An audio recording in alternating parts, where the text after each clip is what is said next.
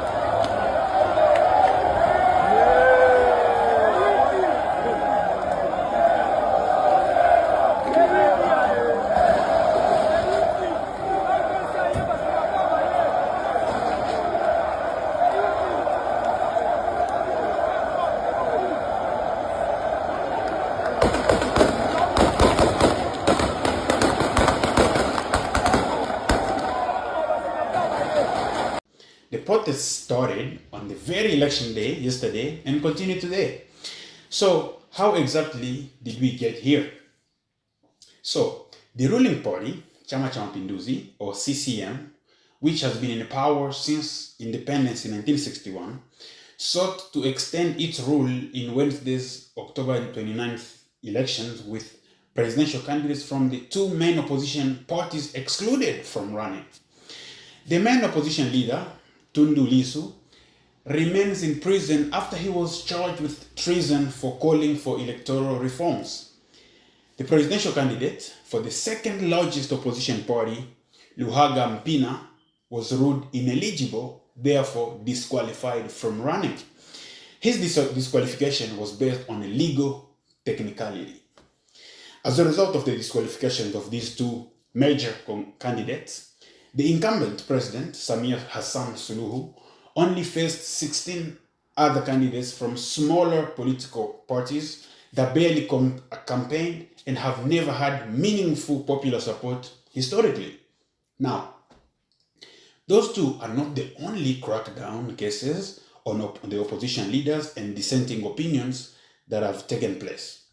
To understand how serious the suppression of dissenting opinions is in Tanzania, listen to this. In August 2024, the Legal and Human Rights Center, which is the Tanzanian's human rights advocacy organization, documented 83 cases of mysterious disappearances or abductions since the accession of Samia Suluhu to power, with another 20 cases reported in the weeks leading up to these October 25 elections.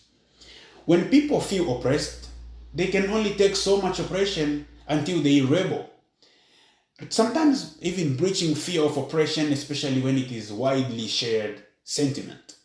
Protests erupted because protesters accused the government of undermining democracy as the main opposition leader is in jail and another opposition figure disqualified from this presidential election, unavoidably bolstering President Samia Suluhu Hassan's chances of winning. So, demonstrators in Dar es Salaam clashed with police who used tear gas to disperse the crowd. Demonstrators reportedly threw stones and even set to fire a police station. Mitandao shaizima kama tunavyoona kituo cha polisi cho. Kituo cha polisi Gadeni, bye bye. Aweza katulia ndugu zetu kumamae. Atoke Ikulu ndo tunakuja huko.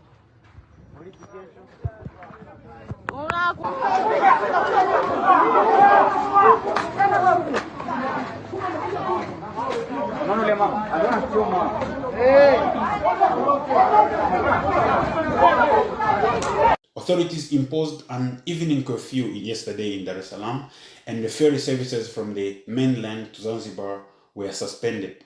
Networks also reported a nationwide internet connectivity disruption. So far, many injuries have been reported and some have died, including a police officer. Vandalism acts also include setting a bus on fire and a gas station, among others.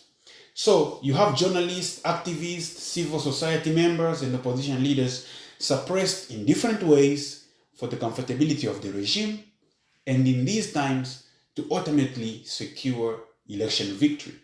That is how we got here. Now, even though Samia Suluhu Hassan is expected to be proclaimed winner, protesters did not even wait for her to be proclaimed. They did not wait for her proclamation. And the expectation of her proclamation did not deter them either.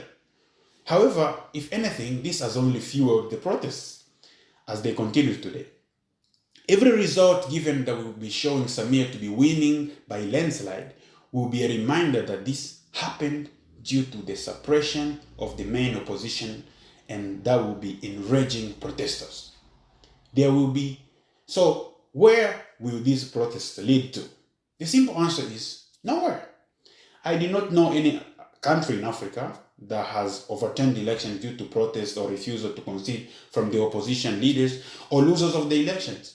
Since Samia is expected to win, after her proclamation, it will be surprising to not see eventually in the next few days protesters calm down and things getting back to normal and the president getting sworn in and starting her new presidential term.